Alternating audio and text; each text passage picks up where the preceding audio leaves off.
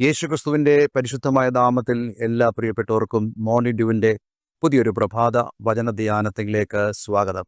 കഴിഞ്ഞ ദിവസങ്ങൾ വളരെ അനുഗ്രഹിക്കപ്പെട്ട ആത്മീക സന്ദേശം നമുക്ക് ചിന്തിക്കുവാൻ, ധ്യാനിപ്പാൻ തക്കവണ്ണം ദൈവം നമ്മെ സഹായിച്ചല്ലോ. തീർച്ചയായിട്ടും ഇന്നത്തെ സന്ദേശവും നിങ്ങളുടെ ജീവിതത്തിൽ വളരെ അനുഗ്രഹപ്രദമായി തീരും. ഈ സന്ദേശങ്ങളൊക്കെ ഞാൻ നിങ്ങളോട് സംസാരിക്കുന്നതിൻ്റെ പ്രധാനപ്പെട്ട ഉദ്ദേശം നിങ്ങൾ കർത്താവ് യേശുക്രിസ്തുവിൽ നല്ല വളർച്ച പ്രാപിപ്പാനും കർത്താവ് യേശുക്രിസ്തുവിനെ കുറിച്ചുള്ള പരിജ്ഞാന പൂർത്തി പ്രാപിപ്പാനും അത്രേ. അതുകൊണ്ട് എല്ലാവരും തന്നെ വളരെ നല്ലവണ്ണം ഈ വചനഭാഗങ്ങൾ ശ്രദ്ധിക്കണമെന്ന് ഞാൻ കർത്താവിൻ്റെ നാമത്തിൽ അപേക്ഷിക്കുന്നു. നിങ്ങൾക്ക് ഇതിനു മുമ്പുള്ളതായ സന്ദേശങ്ങൾ കേൾക്കുവാൻ തീർച്ചയായിട്ടും ഞങ്ങളുടെ യൂട്യൂബ് ചാനൽ നിങ്ങൾ സന്ദർശിക്കുക. അത് ഓരോരുത്തർക്കും അത് വളരെ അനുഗ്രഹപ്രദമായി തീരും. മാത്രമല്ല, ആവർത്തിച്ച് ഈ സന്ദേശങ്ങൾ കേൾക്കുന്നത് കൂടുതൽ ഈ വചനഭാഗങ്ങൾ ഗ്രഹിപ്പാൻ തക്കവണ്ണം ഇടയായിത്തീരും. കഴിഞ്ഞ ദിവസങ്ങൾ നമ്മൾ ചിന്തിച്ചത് റോമാലേഖനം 8-ാം അധ്യായം അതിൻ്റെ 14-ാം വാക്യമാണല്ലോ. ഇന്നും നമ്മൾ 14-ാമത്തെ വാക്യം ചേർത്ത് വായിച്ചുകൊണ്ട് 15-ാമത്തെ വാക്യത്തിലേക്ക് നമ്മൾ പ്രവേശിക്കുകയാണ്. ദൈവാത്മാവ് നടത്തുന്നവർ ഏവരും ദൈവത്തിൻ്റെ മക്കൾ ആകുന്നു. നിങ്ങൾ പിന്നെയും ഭയപ്പെടേണ്ടതിന് ദാസ്യത്തിൻ്റെ ആത്മാവിനെയല്ല, നാം അബ്ബാ പിതാവേ എന്ന് വിളിക്കുന്ന പുത്രത്വത്തിൻ ആത്മാവിനെ അത്രേ പ്രാപിച്ചത്. കഴിഞ്ഞ ദിവസങ്ങൾ നമ്മൾ 14-ാം വാക്യം ചേർത്തുകൊണ്ട് 15-ാം വാക്യത്തിൻ്റെ ആദ്യ ഭാഗമാണ് ചിന്തിച്ചത്. ഇന്ന് നമ്മൾ അതിൻ്റെ 2-ാം ഭാഗത്തിലേക്കാണ് നമ്മൾ പ്രവേശിക്കുന്നത്. നമ്മുടെ ജീവിതത്തിൻ്റെ ആത്മീയ അനുഭവങ്ങളെക്കുറിച്ചാണ് ഇവിടെ വ്യക്തമായിട്ടും ദൈവത്തിൻ്റെ പരിശുദ്ധാത്മാവ് അപ്പോസ്തലനായ പൗലോസിലൂടെ നമ്മളോട് സംസാരിക്കുന്നത്. വളരെ വ്യക്തമായി പറയുന്നു, നമ്മളിൽ ദൈവത്തിൻ്റെ ആത്മാവ് വസിക്കുന്നു. എന്തുകൊണ്ടെന്നാൽ കർത്താവായ യേശുക്രിസ്തുവിനെ നമ്മൾ ഹൃദയത്തിൽ രക്ഷകനും കർത്താവും ദൈവമായി സ്വീകരിച്ചപ്പോൾ നമുക്ക് ലഭിച്ചതായ ആ നന്മ എന്ന് പറയുന്നത് ക്രിസ്തുവിൻ്റെ ആത്മാവ് നമ്മളിൽ വസിക്കുന്നു എന്നുള്ളതാണ്. പലപ്പോഴും ഈ ക്രിസ്തുമസ് ഒക്കെ അടുക്കുമ്പോൾ ആളുകൾ പറയാറുണ്ട്, മാനവജാതിക്ക് ദൈവം നൽകിയ ഏറ്റവും വലിയ ഗിഫ്റ്റ് എന്ന് പറയുന്നത് കർത്താവ് യേശുക്രിസ്തുവാണ്. നമുക്ക് എങ്ങനെയാണ് ഈ ഗിഫ്റ്റ് അല്ലെങ്കിൽ കർത്താവ് യേശുക്രിസ്തുവിനെ നമുക്ക് അനുഭവിക്കാൻ കഴിയുന്നത്? അത് ക്രിസ്തുവിൻ്റെ ആത്മാവ് നമ്മളിൽ വസിക്കുന്നതിലൂടെയാണ്. പലർക്കും ഇങ്ങനെയൊരു ബോധ്യം ഇല്ല എന്നുള്ളത് വളരെ ശരിയായിട്ടുള്ള ഒരു കാര്യമാണ്. പലരും ചിന്തിക്കുന്നു, കർത്താവ് യേശുക്രിസ്തു ഞങ്ങളോടുകൂടെ വസിക്കുന്നത് ഞങ്ങളിൽ നിന്ന് മാറി ഞങ്ങളുടെ സാഹചര്യങ്ങളിൽ തൻ്റെ സാന്നിധ്യം ഇട്ടുകൊണ്ടാണ്. അങ്ങനെയല്ല. ദൈവത്തിൻ്റെ വചനം നമ്മളോട് വളരെ വ്യക്തമായി പറയുന്നത് യേശുക്രിസ്തുവിൻ്റെ ആത്മാവ് നമ്മിലാണ് വസിക്കേണ്ടത്. നിങ്ങൾ ദൈവത്തിൻ്റെ മന്ദിരമെന്നും ദൈവത്തിൻ്റെ ആത്മാവ് നിങ്ങളിൽ വസിക്കുന്നെന്നും അറിയുന്നില്ലയോ? അതുകൊണ്ട് ഞാൻ നിങ്ങളോട് പറയട്ടെ, പുതിയ നിയമത്തിൻ്റെ ഉപദേശം അനുസരിച്ച് ദൈവം വസിക്കുന്നത് കേവലം കെട്ടിടങ്ങളിലല്ല, ആരാധനാലയം എന്ന പേരിൽ നമ്മൾ അറിയുന്നതായ സ്ഥലങ്ങളിലല്ല കർത്താവ് യേശുക്രിസ്തു വസിക്കുന്നത്. പലരും അങ്ങനെ ചിന്തിക്കുന്നത്, ആരാധനാലയങ്ങളിൽ യേശുവുണ്ട്, അതുകൊണ്ട് നമ്മൾ എന്താ ചെയ്യുന്നത്? വളരെ ഭവ്യതയോടുകൂടെ ചെരുപ്പ് കോരി ശുചി വരുത്തിയതായ ശരീരവുമായിട്ടാണ് നമ്മൾ ആലയങ്ങളിലേക്ക് പലപ്പോഴും കയറി ചെല്ലുന്നത്. നമ്മൾ ചിന്തിക്കുന്നു, ഈ ആലയത്തിൽ യേശുവുണ്ട്. നല്ല കാര്യം. പക്ഷേ ദൈവത്തിൻ്റെ വചനം നമ്മോട് പറയുന്നത് നമ്മളിലാണ് യേശു വസിക്കുന്നത്. അവൻ്റെ ആത്മാവ് നമ്മളിലാണ് വസിക്കുന്നത്. വാസ്തവത്തിൽ നമ്മൾ ഭൗതികമായ കെട്ടിടങ്ങളിൽ കാണിക്കുന്നതായ ആ ഭക്തി നമ്മുടെ സ്വന്തം ശരീരത്തിൽ കാണിക്കുകയാണെങ്കിൽ അതാണത്രേ യേശു നമ്മുടെ ഉള്ളിൽ വസിക്കുന്നു എന്നുള്ളതിൻ്റെ ആ പൂർണ്ണമായ ഉറപ്പ് എന്ന് പറയുന്നത്. ഇവിടെ നമ്മൾ വായിച്ചത് ക്രിസ്തുവിൻ്റെ ആത്മാവ് നമ്മുടെ ഉള്ളിൽ വസിക്കുന്നു. ആ വസിക്കുന്ന ആത്മാവ് എന്തിനാണ് നമ്മുടെ ഉള്ളിൽ വസിക്കുന്നത്? ദൈവത്തിൻ്റെ ആത്മാവ് അല്ലെങ്കിൽ ക്രിസ്തുവിൻ്റെ ആത്മാവ് നമ്മുടെ ഉള്ളിൽ വസിച്ചുകൊണ്ട് നമ്മെ നയിക്കുവാൻ ആഗ്രഹിക്കുന്നു.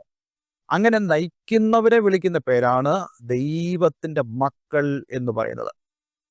അതുകൊണ്ട് ഇന്നെന്നെ കേൾക്കുന്ന പ്രിയമുള്ളവരെ, നിങ്ങൾ ആ ദൈവത്തിൻ്റെ മക്കൾ എന്ന പദവി കർത്താവ് യേശുക്രിസ്തുവിൻ്റെ ആത്മാവ് നിങ്ങളിൽ വസിക്കുക വഴി നിങ്ങൾക്ക് അനുഭവിപ്പാൻ കഴിയുന്നുണ്ടെങ്കിൽ നിങ്ങൾ ഈ ലോകത്തിലെ ഏറ്റവും ഭാഗ്യവാന്മാരായ ആളുകളായിരിക്കും.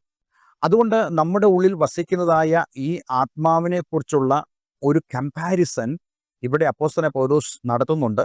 താൻ പറയുന്നു, നിങ്ങൾ പിന്നെയും ഭയപ്പെടേണ്ടതിന് ദാസ്യത്തിൻ്റെ ആത്മാവല്ല, അതായത് നിങ്ങളിൽ മുമ്പുണ്ടായിരുന്ന ആത്മാവ്, നിങ്ങളുടെ ഉള്ളിൽ കർത്താവ് യേശുക്രിസ്തുവിൻ്റെ ആത്മാവ് വസിക്കുന്നതിന് മുമ്പ് നിങ്ങളിൽ ഉണ്ടായിരുന്ന ആത്മാവ്, അത് ദാസ്യത്തിൻ്റെ ആത്മാവായിരുന്നു.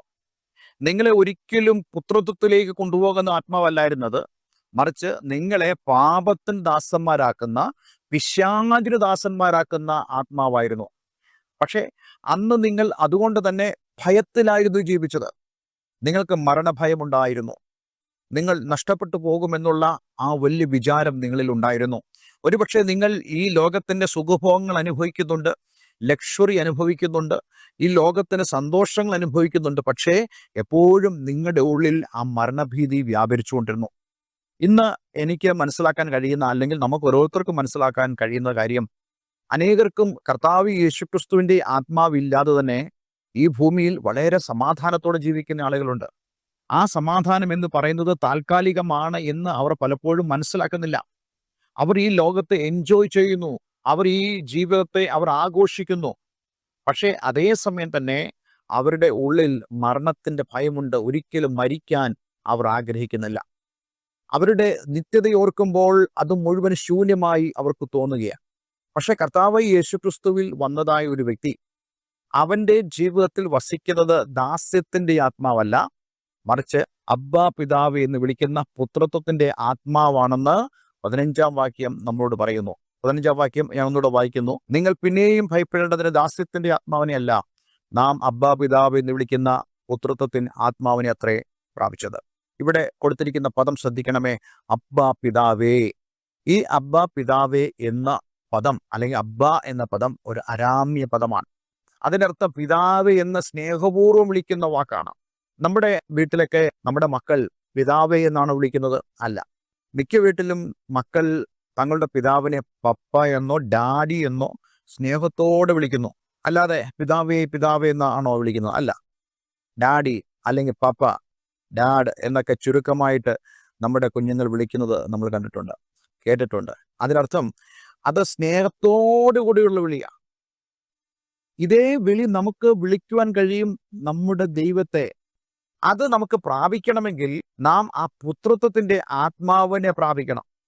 പുത്രത്വത്തിൻ്റെ ആത്മാവ് എന്ന് പറയുന്നത് കർത്താവ് യേശുക്രിസ്തുവിൻ്റെ ആത്മാവ് നമ്മളിൽ വസിക്കുമ്പോൾ യേശുവിന് പിതാവായി ദൈവം എന്തായിരുന്നുവോ അതേപോലെ തന്നെ നമുക്കും ദൈവം നമ്മുടെ പിതാവായിട്ട് മാറുക.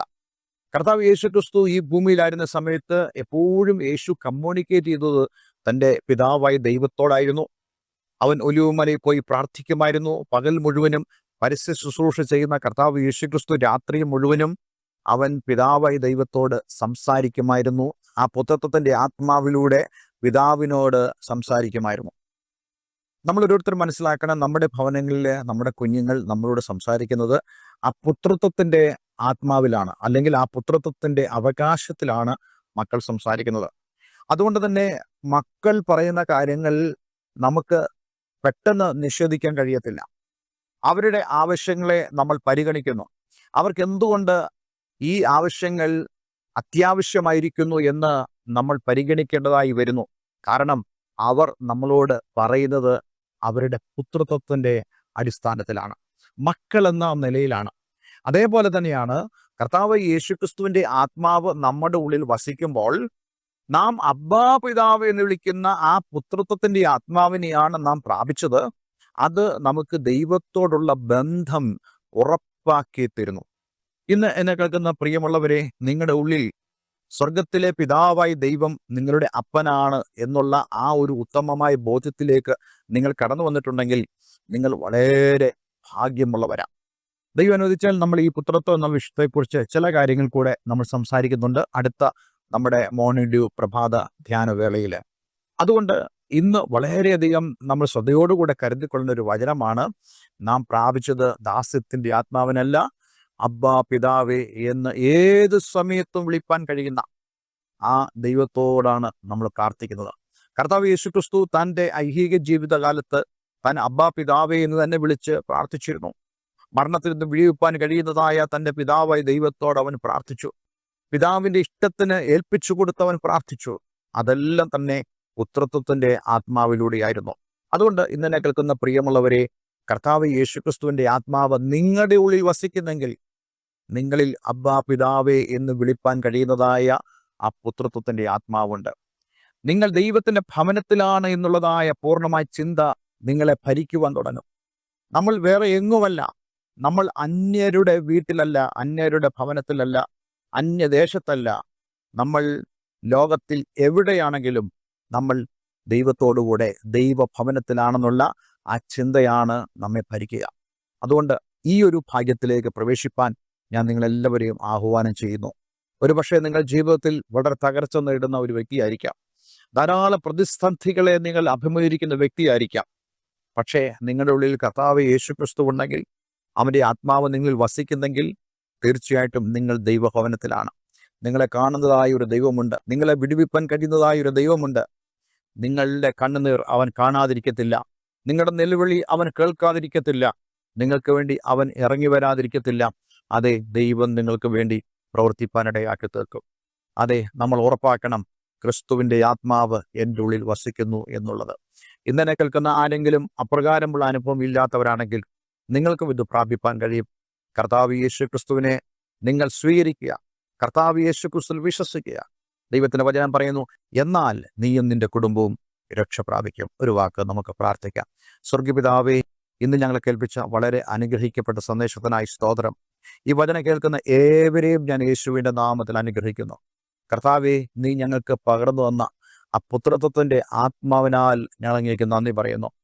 കർത്താവേ, ഏതു സമയവും ഞങ്ങൾക്കൊരു പിതാവുണ്ടെന്നുള്ള ആ വലിയ പ്രാഗൽഭ്യത്തിൽ ഞങ്ങളായിരിക്കാൻ, ദൈവഭവനത്തിൽ ഞങ്ങളായിരിക്കാൻ, ഒരു ഭവനത്തിൻ്റെ അന്തരീക്ഷം ഞങ്ങൾക്ക് അനുഭവിച്ചറിയുവാൻ ഞങ്ങളേവരെയും സഹായിക്കണമേ. അപ്രകാരം ആയിരിക്കുന്നതിനാൽ ഞങ്ങൾ നന്ദി പറയുന്നു.